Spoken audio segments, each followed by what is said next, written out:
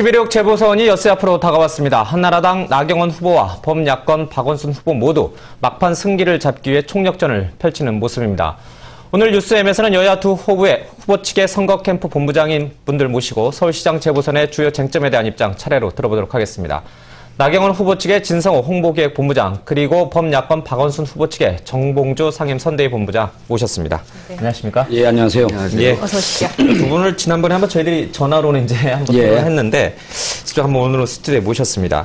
자, 먼저 이 지지율 얘기를 좀 해봐야 될 것 같은데, 지금 이제 마지막 이제 선거 앞두고 마지막 치러진 여론조사에서 글쎄요, 뭐 2대2 이렇게 팽팽하게 이제 접전을 벌였는데, 먼저 진 본부장님, 지금 판세는 어떻게 분석하고 계시나요?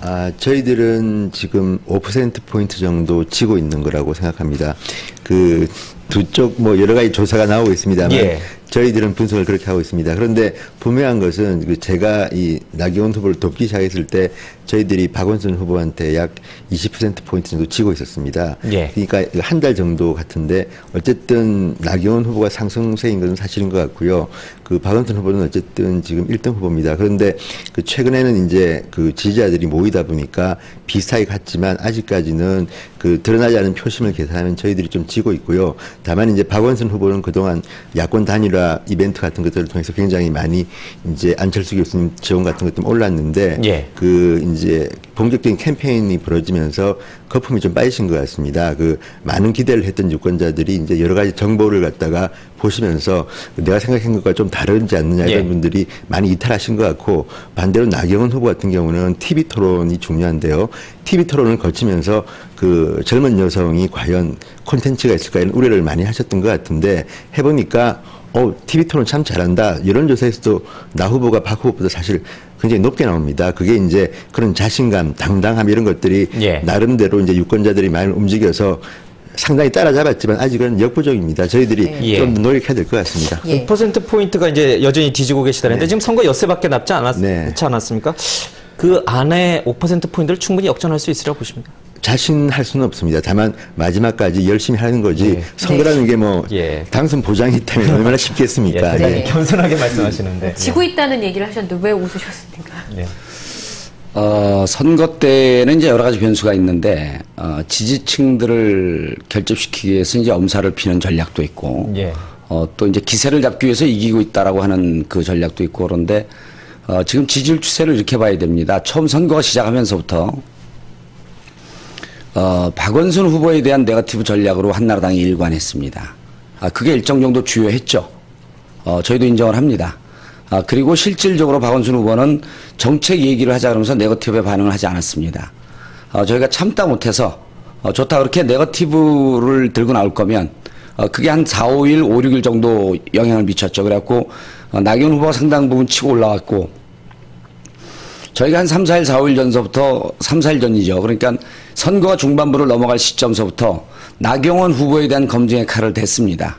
그리고 먼저 나왔던 것이 나경원 후보 아버지가 운영하는 사학재단 이제 홍신학원에 대해서 이제 문제가 나오기 시작하고, 그리고 본인과 관계 없다라고 하는 얘기를 했음에도 불구하고 실질적으로 이제 나경원 후보는 홍신학원 이사로 10년 동안 있었던 것들, 그다음 오늘 나경원 후보가 변호사 시절에 직원 명의로 수임료를 받았던 내용들, 그다음 고가의 스킨케어를 다니는 사실들, 일단 사학법 얘기가 나오고, 당시 저한테 제 방을 찾아온 얘기가 불거지면서 그때부터 휘청거리면서 지지율이 일정 정도 타격을 받았다고 저희는 생각하고 있습니다. 한 5일 정도 남았는데요. 저희의 검증은 이제 시작입니다. 검증 칼은 이제 된 거고요. 앞으로 나머지 5일 동안이 대단히 아픈 고통스러운 나날이 될 거라고 저희는 보고 있고요. 이쯤 되면 말 바꾸기, 그다음 거짓말, 모르쇠 이렇게 삼관왕으로 일관하고 있는 나경원 후보는 이쯤 되면 서울 시민들에게 사과하고 후보 사퇴해야 되는 거 아니냐 이렇게 보고 있습니다. 이제 말이 나온 김에요. 이제 바로 그냥 그 문제를 좀 얘기를 해보죠. 나경원 후보가 찾아와서 아버지가 운영하는 학원, 홍신학원을 좀 빼달라, 국감 대상에서. 근데 그 얘기를 좀 먼저 좀 해주시죠. 해주시고 혹시 빼달라라고 하는 것은 그때 당시 이제 저하고 무척 절친한 관계였었는데, 빼달라라고 하는 것을 제가 여기에서 얘기를 하면 저쪽에서 이제 지금 저를 고발했단 말이죠. 자, 이런 세 가지 조건을 얘기하겠습니다. 첫 번째, 나경원 의원과 저하고 상당히 친밀한 관계였었다. 동년배고, 그러니까 이제 그때 당시에 의원 초반부였었죠. 상당히 자주 얘기하고 또 제가 이제 장애인 문제 관심이 있어갖고 그 부분에 대해서 의논도 했었고요. 자, 두 번째.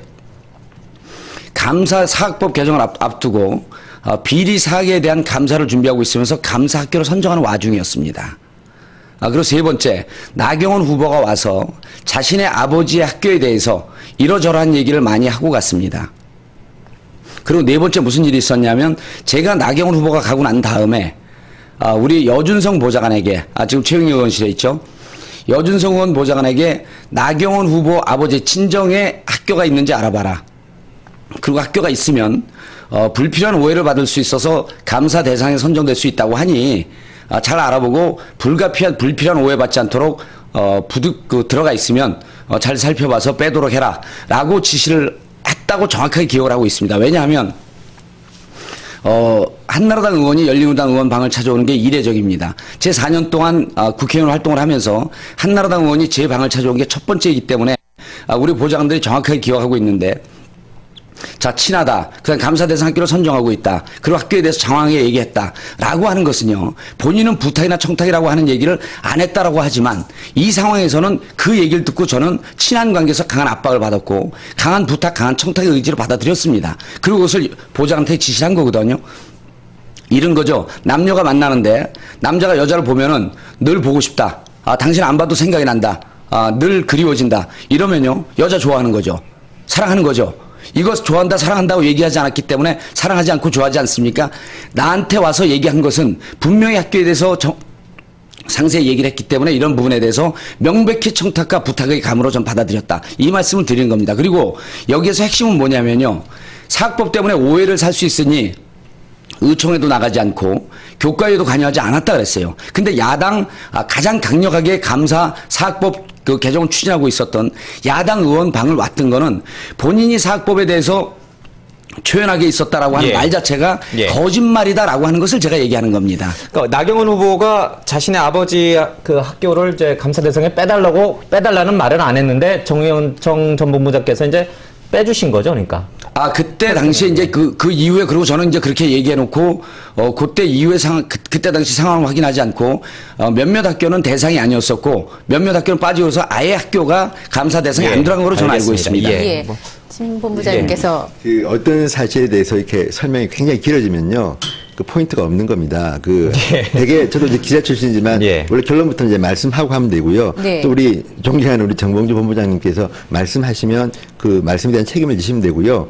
또 우리 나경원 후보 측에서 고소를 했다니까 법정에서 아마 그 진실은 가르칠 겁니다. 그래서 제가 뭐 정확하게 설명할 필요는 없는 것 같고요. 다만 이런 게 있습니다. 우리 정봉주 본부장께서 방금 말씀하신 우리 나경원 후보에 대한 의혹들이 쫙 있었는데, 저는 정말 황당했던 게 그겁니다.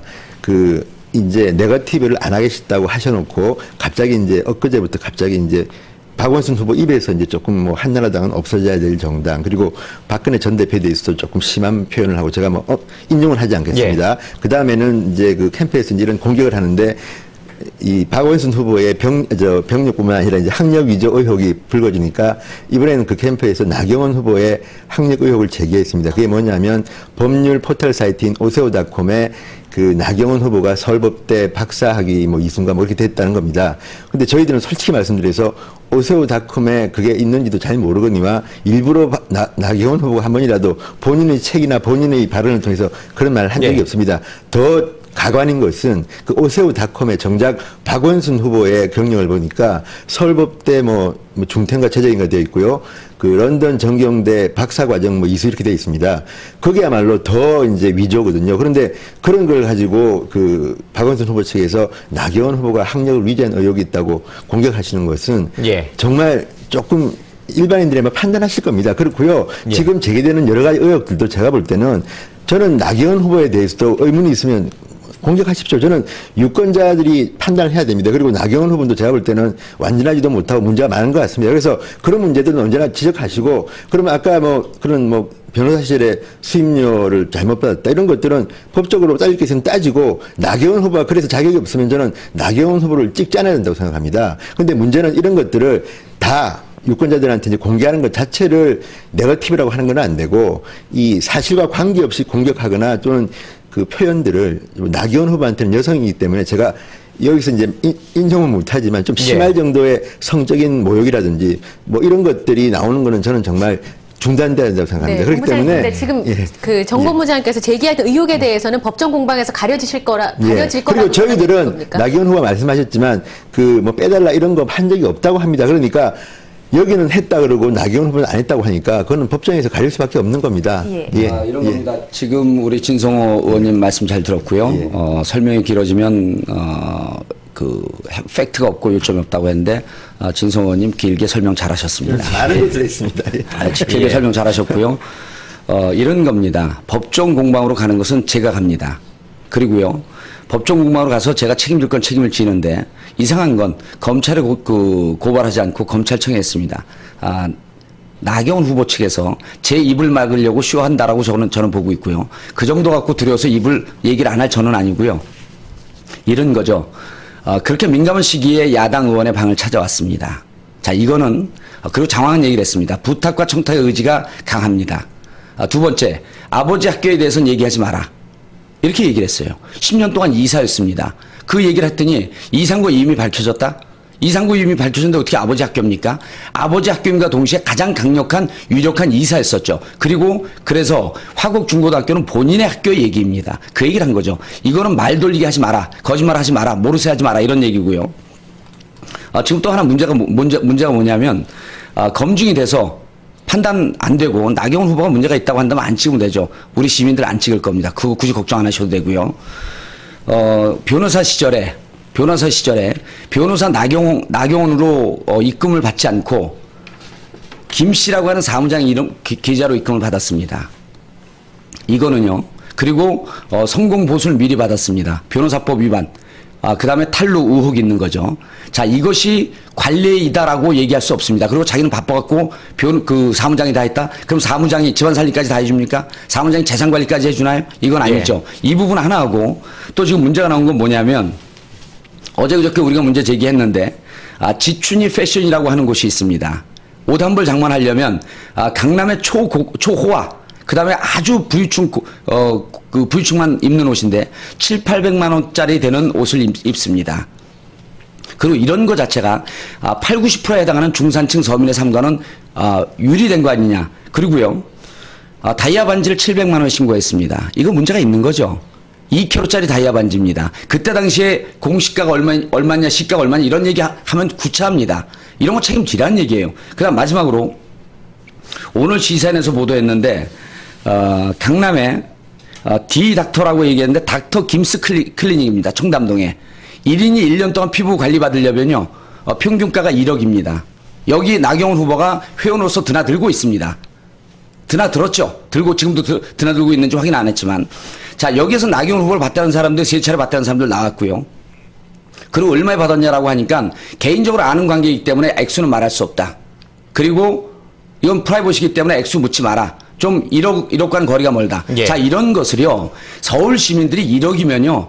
10명의 삶이 왔다 갔다 합니다. 목숨을 걸 정도의 돈이에요. 이런 걸 갖고 피부 관리를 받으면서 과연 서울 시민의 삶을 이해한다? 서울 시민을 대변한다? 예. 이런 철저하게 개인적인 삶을 산 사람이 서울 시민 대변할 수 없다는 거죠. 네, 알겠습니다. 예, 충분히 그런 말씀들은 지금도 할 수 있다고 봅니다. 그런데 이제 문제는 제가 뭐 이 모든 것을 지금 이 자리에서 해명하기 힘들고 박원순 후보 같은 경우하고 나경원 후보 같은 그 차이가 좀 있습니다. 뭐냐면 지금 여성 정치인이 지금 뭐 주로 보면 이제 그런 스킨케어라든지 뭐 이런 말씀 하시는데 다이아 반지는 뭐 시어머니가 주신 건데 그거에 대해서는 저는 신고할 때 좀 소홀히 했던 건 인정합니다. 그런데 문제는 다 그런 것들입니다. 근데 문제는 이겁니다. 박원순 후보의 경우는 단순히 그것 플러스 이중성을 저는 말씀드리고 싶습니다. 왜냐하면 뭐 저도 이런 이야기까지 안 하고 싶었는데 우리 정 본부장님께서 너무 정책이라는 것보다는 너무 그런 쪽을 말씀하시니까 지금 이제 트윗이나 이런 데서 돌고 있는 거는 우리 박원순 후보의 에르메스 넥타이입니다. 그러니까 처음에는 신발 해진 것을 가지고 이제 이렇게 검소하게 살고 있다고 하셨는데 알고 보니까 압구정동 한양 아파트 54평에 사시다가 본인 표현을 빌자면 밀려서 반포로 방배동으로 가서 방배동 밀려난 곳이 방배동에 61평짜리 아파트에 월세를 삽니다. 그런데 이 월세도 제가 보기에는 시세보다는 좀 적게 주고 있는 것 같습니다. 그런데 그런 생활 태도 또 하나는 어떤 분들은 뭐 월 생활비가 1,500만 원이라고 하시는데 그게 맞는지는 제가 모르겠습니다. 근데 자, 보세요. 이 그랜드 카니발, 체어맨 차 2대고요.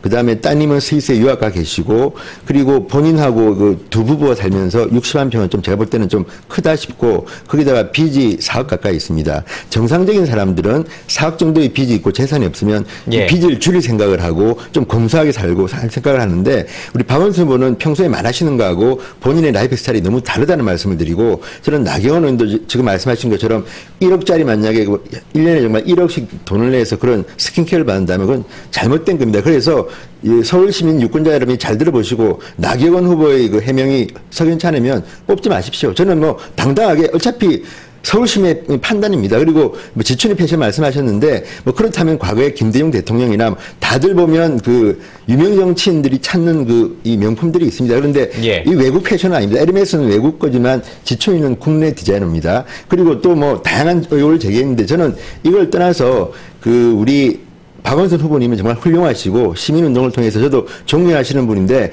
최근에 정치판에 들어오고 난 뒤에 언행이나 또는 그분의 그 사생활에 대해서 드러난 것을 보면 정말 뭐 부인의 지금 세금 문제 말씀하셨지만 부인이 인테리어 업체 하면서 세금 체납 의혹이 있죠. 이것도 저는 밝혀야 될 것이고, 론스타나 도요타로부터 기부받은 것이라든지 또 뭐 다른 거는 다 기부받아서 어려운 분 도와드렸다고 하지만, 등산 가는데 코롱으로부터 1,000만 원 협찬 받은 거는 5분이 가셨는데 저는 도저히 이해가 안 갑니다. 200만 원씩 그러면 협찬을 받으신 건데, 등산화 무슨 뭐 이런 등산복 같은 건데 그게 과연 어떤 명분으로 받으신 건지 이런 거는 좀 해명하셔야 되고요. 이런 문제에 대해서 저는 유권자들이 좀 판단하셔가지고 과연 어느 분이 일관성이 있고 정말 도덕적으로 문제가 없는지를 판단해 달라는 것이지, 뭐 이렇게 이 네거티브 주고받고는 저는 아닌 것 같고, 정책 이야기 좀 했으면 저는 좋겠습니다. 양쪽 분들께서 양쪽에 의혹 제기를 하셨으니까 우선 질문한 부분에 대해서 질문을 좀 드리겠습니다. 그런 생활을 하는 게 잘못됐다라는 게 아니라 서민 생활들을 이해할 수 있겠냐, 나경원 후보가 이런 질문이시거든요. 그 부분에 대해서 짧게 좀 답변해 주시죠. 어쨌든 저도 옆에서 볼 때 나 후보는 그 유복한 환경에서 태어난 엄친아입니다. 그리고 우선 공부를 열심히 해서 서울 법대에 들어갔고, 뭐 법대에 들어가서 연애하다가 조금 사법고시에 넣게 됐고, 그다음에 근데 이제 그때까지는 참 좋았는데, 결혼한 뒤에 그 첫 애를 낳았을 때 첫 애가 장애가 있었습니다. 그래서 초등학교 입학을 거부당했고, 그러면서 약자의 서름을 이제 조금씩 알게 되면서 정치를 하게 되었고 지금까지 왔는데, 저도 이제 그 뭐 그런 식으로 하면 우리 안철수 교수님도 재산이 1,000억대거든요. 그러면 원래부터 아버님이 의사하고 집이 돈이 많은 분은 서민을 이해할 수 없다는 건지, 선천적으로 서민이기 때문에 이해하는 것도 있지만 처음 시작은 그렇지 않았지만 나경원 의원도 중구라는 지역구에서 활동하면서 서민들과 같이 공감하고, 또 본인이 어쨌든 정치판에서 약자를 위해서 정치를 하겠다고 하셨기 때문에 저는 뭐 충분히 이해할 거라고 봅니다. 그러나 그 진정성이 지금 말씀하신 것처럼 정말 어렸을 때부터 어렵게 크신 분보다는 저는 떨어질 거라고 봅니다. 분명히. 그것은 나경원 후보의 앞으로의 노력에 따라서 판단될 것이고, 거기에 대해서 뭐 부자기 때문에 이해를 못할 거다 이런 표현은 좀 과한 것 같고요. 어쨌든 서민 출신이 아니기 때문에 조금 상식적으로 서민의 이해를 못할 것 같다는 우리 정보부장 말씀 저도 공감하는 부분이 있습니다. 의혹 제기 부분 답변도 좀 해주십시오. 서민 출신이 아니기 때문에 서민의 심정을 이해 못한다라고 하는 것이 아니고요. 공인으로서의 삶을 살면서 서민의 삶과 철저하게 외면된 삶을 살았다는 겁니다. 그리고요, 박원순 후보의 1억과 250을 제가 말씀을 오늘 안 하시면 어떨까 하고 무척 걱정을 했었는데 그 말씀해 주셔서 감사합니다. 박원순 후보가 보증금 1억밖에 남지 않았습니다. 그 돈이 원래는 20억이 넘어가고 30억이 넘어가던 돈이었었는데 시민사회 운동하면서 돈을 다 기부를 했어요. 그리고 자기 재산의 95% 이상 기부를 했습니다. 그럼 남은 게 1억이에요. 이 1억 갖고 부득불 살다 보니까 250만 원 내는 그러한 집으로 샀고, 그건 경제적으로 충분히 가능했었던 거죠. 나경원 후보가 박원순 후보를 지적을 하려면 나경원 후보가 이제까지 살아오면서 얼마만한 재산을 사회에 기부했는지, 재산의 몇 프로를 기부했는지 이런 걸 정말 무릎을 맞대고 따져보자는 겁니다. 그리고 우리 사회에서 만약에 이번에 이 서울시장 선거에서 나경원 후보가 이기면요, 우리 사회의 역사는 바뀝니다. 어떻게 바뀌냐면요, 이제 기부하는 사람은 나쁜 사람 됩니다. 정직한 말하는 사람들 나쁜 사람 됩니다. 말 바꾸지 않는 사람은 나쁜 사람 됩니다. 그래서 이번에 서울시장 선거는 나경원이냐 박원순이냐라고 하는 것이 아니고, 누가 더 기부를 하면서 헌신적인 삶을 살았냐, 아니면 철저하게 이기적이고 개인적인 삶을 살았냐라고 하는 것을 선택하는 것이고, 진실된 삶을 선택할 것이냐 아니면 거짓된 삶을 선택할 것이냐. 나경원 후보에 대한 지적은요, 이런 거죠. 거짓말을 했다는 겁니다. 그럼 거짓말했으면 말 바꾸기 했으면 죄송합니다. 말 바꾸기 했습니다. 거짓말했습니다. 예. 그리고 노무현 대통령에 대해서 아방궁이라고 얘기했잖아요. 성주라고 얘기했잖아요. 그럼 홍준표 대표도 사과하는 마당에 그때 당시 대변인으로서 불가피했지만 가슴 아픈 그런 논평을 했다. 유감스럽게 생각한다라고 정도까지는 하려는 겁니다. 그것 하지 않고 잠깐만요. 그것 하지 않고 보세요. 1억짜리 스킨케어 상상합니까? 저도 꽤 유복한 집안에 태어났고 저도 꽤 유복한 삶을 살았습니다.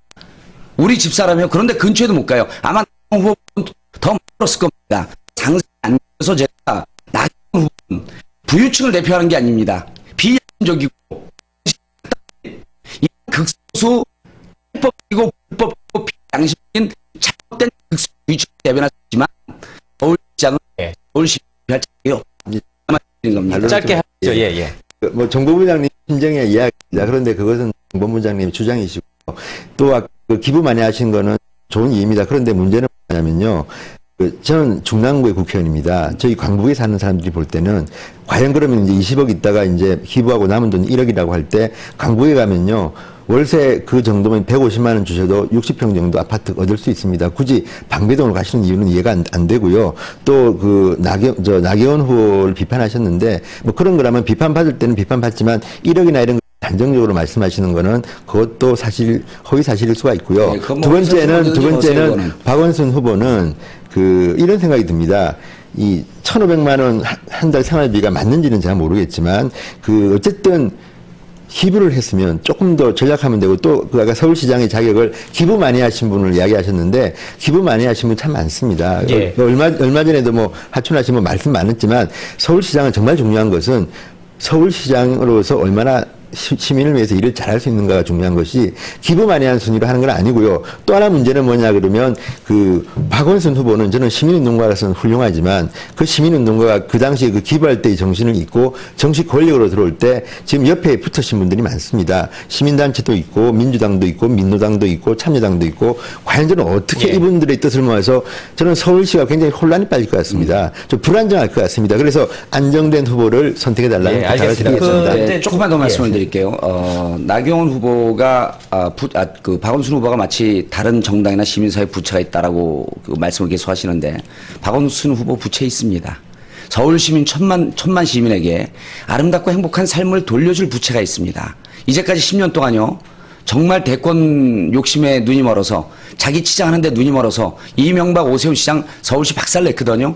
이 서울 시민의 삶을 제대로 돌려줘야 됩니다. 그리고요. 나경원 후보 의혹이 앞으로 4, 5일 남았는데 여러 가지 의혹이 계속 나올 겁니다. 지금요.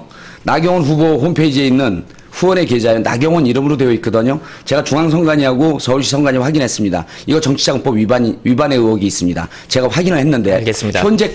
현재까지도 자신의 홈페이지가 뭐가 걸려있는지도 모르고 서울시의 회계가 복식북인지 단식북인지 확인도 못하고 이러면서 서울시장 되겠다? 당장 후원의 계좌만 해도 지금 이거 위법을 하고 있습니다. 그 부분에 대해서 문제를 진 의원께서 짧게 해주시고 의혹 제기는 이제 여기서 마치고 다른 주제로 좀 넘어가겠습니다. 정몽주 부장께서 하고 싶은 말씀이 많은데 모아서 이렇게 답변하겠습니다. 그래서 저희들은 TV 토론 좀 하자고 했습니다. 우리 박원순 후보한테 좀 이런 거를 서로 검증도 하고 끝장 토론을 해보자. 안 나오십니다. 그리고 또 하나 거짓말 말씀하셨는데 저는 뭐 과거와 지금은 제가 모르겠고 박원순 후보와 우상호 대변인은 명백하게 거짓말을 했습니다. 뭐냐면 두 분 다 이렇게 말씀했습니다. TV 토론을 거절하면서 이번 서울시장 선거는 역대 가장 많은 TV 토론을 이미 했다. 왜 돼야 되느냐. 거짓말입니다. 2006년 강금실 오세훈 시장에 나왔을 때는 그때는 오마이뉴스도 했고 CBS 라디오도 같이 했고요. 그다음에 케이블 TV, YTN 뭐 다 했거든요. MBN 했을 때는 아마 하려고 했는데 어떤 쪽에서 거절해서 못 했을 겁니다. 9번을 했습니다. 그런데 이런 거를 놔두고 이거는 뭐 조금만 찾아보면 나오는 건데 거짓말을 합니다. 이번이 가장 많이 했다. 후보 입에서 한 거짓말입니다. 이러면 안 됩니다. 저는 참모들이 그러면 이러시면 거짓말입니다. 말려야 되는데 이렇게 눈을 똑바로 뜨고 거짓말하는 이런 후보에 대해서는 저는 유권자들이 아니요. 제 말 들으면 이는 분명 거짓말이고요. 성명도 냈고 박원순 후보가 손석희 시선 집중해서 말씀하셨기 때문에 그런 부분에 대해서는 명백히 저희들이 거짓말로 허위 사실로 말씀을 드릴 수가 있다는 거고요. 진성 의원님의 제안을 받겠습니다. 받아서 토론하고 끝장 토론합시다 하는데요. 10월 18일 날 이런 얘기를 했어요. 어떤 매체든 어떤 방법이든 박 후보가 정하는 대로 따를 것이다. 이렇게 얘기했거든요. 제가 박 후보하고 동의하지 않았는데 돌아가신 스티브 잡스가 만든 세계적인 프로그램 팟캐스트에 제가 방송 진행 게스트거든요. 나는 꿈사에 나오십시오. 제가 폭탄 제안합니다.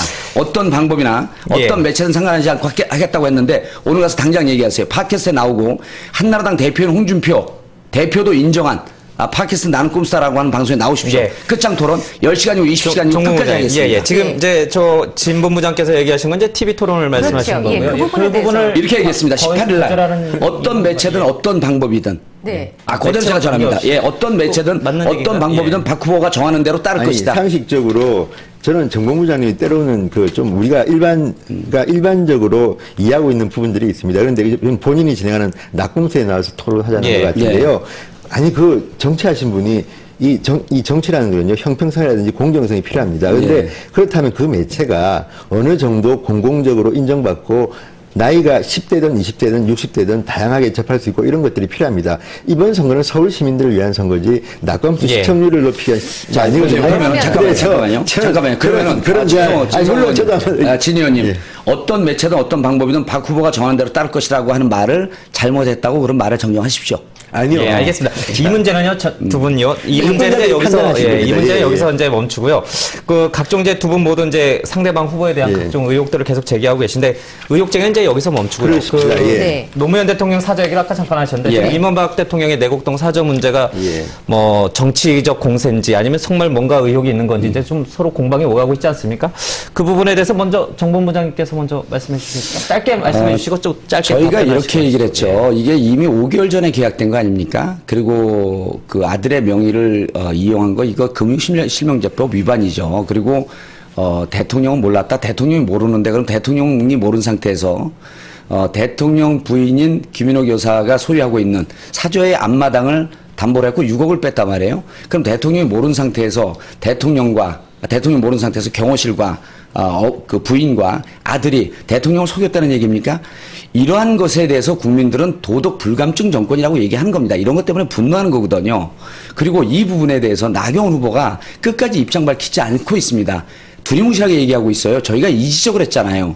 노무현 대통령 경호실 짓는데 2억 5,900만 원이다. 그다음 대통령 그 경호실 하는데 42억 8천만 원이다. 이거 17배다. 17배다. 이 부분에 대해서 아방궁 성주라고 얘기하였으니 이명박 대통령에 대해서 뭐라고 얘기할 거냐. 자, 이게 첫 번째고요. 이것을 본의 아니게 이런 누를 끼쳐서 죄송합니다. 대통령이 이렇게 얘기하면서요. 원점으로 돌리겠대요. 저희가 이런 얘기를 했어요.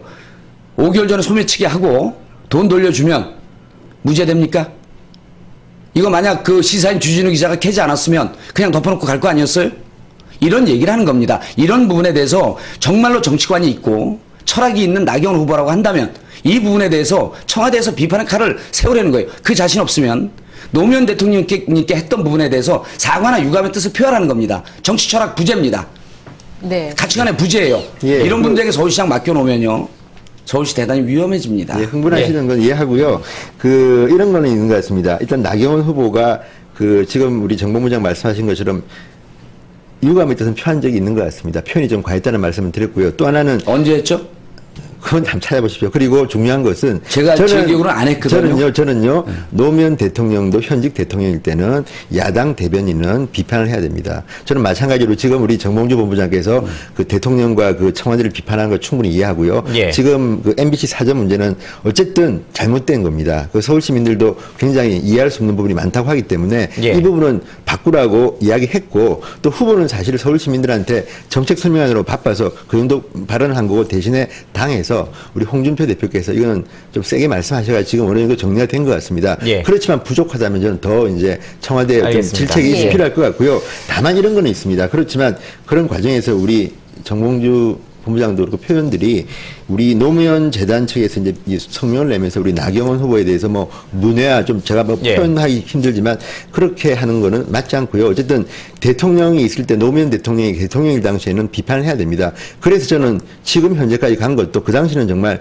저도 기자라서 알고 있는데 그에 대한 의혹이 상당히 많았습니다. 그래서 한 것이고요. 그에 대해서 뭐 말한 데 대해서 지금 지나가지고 이제 꼬투리 잡는 거 물론 뭐 잘못했으면 비판받는 거는 맞고 지금은 이명박 대통령이 대통령입니다. 그렇기 때문에 이분이 잘못한 거는 비판이 필요한 거는 팩트만 좀 정리를 할게요. 대통령 시절에 비판한 것 갖고 저희가 문제 삼는 거 아닙니다. 대통령 퇴임 이후에 혹시 봉하마을 가보셨나요? 대통령 퇴임 이후에 아주 시골의 초라한 허름한 곳에서 퇴임 이후를 보내려고 했던 대통령을 아무 힘도 없던 대통령을 예. 실제 권력을 갖고 있는 측에서 갈기갈기 찢어버린 겁니다. 이런 부분 대통령 재임 시절에 비판한 게 아닙니다. 그거에 대해서는 저희 한마디도 안 했어요. 할 수 있다. 그런 대통령 퇴임 이후에 예. 시골 봉화마을 가서 오리 키우면서 농사 지면서 그냥 평범하게 살려고 했던 전직 대통령을 갈기갈기 찢어놓은 거예요. 이런 부분에 대해서 노무현 대통령을 마음에 기억으로 갖고 있는 분들, 대한민국의 이 땅에 살고 있는 사람들을 전임 대통령을 그렇게 혹독하게 찢어버린 그 입이 예. 그 입에 대해서 그 얘기를 듣고 싶어 하는 겁니다. 알겠습니다. 제가 전해드리겠습니다. 예. 그리고 사과하고 유감도 표했다고 하는데요. 네. 없습니다. 예, 알겠습니다. 저희가 정몽호 시간이 대표. 많지 않아서 끝으로 한 말씀씩 지금 듣고 마무리해야 시간 좀 더 다른 얘기를 해보고 싶은데 시간이 많지 않아서요. 먼저 진본부장님, 이제 그 서울시민 유권자들에게 뭐 좀 얘기 한 말씀 한 하시죠. 1분 정도 드리겠습니다. 제가 뭐 MBN에 나왔으니까 매일경제 기사 인용 하나 하겠습니다. 그 매일경제, 저는 미디어도 좀 문제가 있는 게요. 지금 네거티브 공방으로 가게 된 데는 미디어들이 사실 뭐 저희들도 그렇고 우리 박원순 후보도 정책을 많이 냈는데 이 정책에 대한 기사보다는 좀 서로 비판하는 거를 많이 실었고 또 뭐 안철수 교수가 도와줄까, 박근혜 전 대표가 어떻게 돕나 이런 것들에 관심이 많았던 것 같습니다. 근데 정책이 중요한데요. 매일경제가 이제 이 두 후보의 공약을 평가했습니다. 얼마나 포퓰리즘 지수가 높은가. 어쨌든 여기 보면 이게 박원순 후보인데요. 박원순 후보가 한 1.5배 정도 어쨌든 높습니다. 나경원 후보도 포퓰리즘 지수가 좀 있습니다. 근데 그럼 나 후보도 좀 반성해야 되고. 근데 박 후보 같은 경우는 굉장히 포퓰리즘 지수가 높습니다. 이게 뭐냐면 실현 가능성보다는 표를 의식했다는 건데 알겠습니다. 이런 것들을 좀 꼼꼼히 살펴보시고 어쨌든 남은 기간 동안 우리 서울 시민 유권자들께서 이런 어떤 다른 분들의 어떤 무슨 비판이나 근거없는 이런 것보다는 정책을 좀 살펴주십시오. 그래서 얼마나 알뜰하게 서울시장을 할 수 있는가, 그리고 얼마나 청렴하게, 그리고 얼마나 약자들을 더 보살필 수 있는 시장인가를 판단해서 투표해 주시기 바랍니다. 매경 예를 들었으니까요. 제가 경향신문 예를 들겠습니다. 경향신문에서 정책 공약을 평가한 결과 박원순 후보가 B+ 나왔고 나경원 후보가 C인지 C+ 나왔습니다. 훨씬 박원순 후보의 공약 실현 가능성과 공약의 현실성, 그다음에 가치가 더 높다고 이렇게 평가를 했고요. 이번 서울시장 선거는 지난 10년 동안 잘못되었던 서울시장을 바로잡는 선거입니다. 그리고 거짓과 진실의 싸움입니다. 시간이 없어서 그래서 박원순 후보에게 기호 10번입니다. 기호 10번에게 서울시장을 시정을 운영할 수 있는 기회를 주시기 바라겠습니다. 자, 오늘 지금까지 기호 1번 한나라당 나경원 후보 측, 10번 범야권 박원순 후보 측의 입장을 들으셨습니다. 오늘 두 분 고맙습니다. 감사합니다.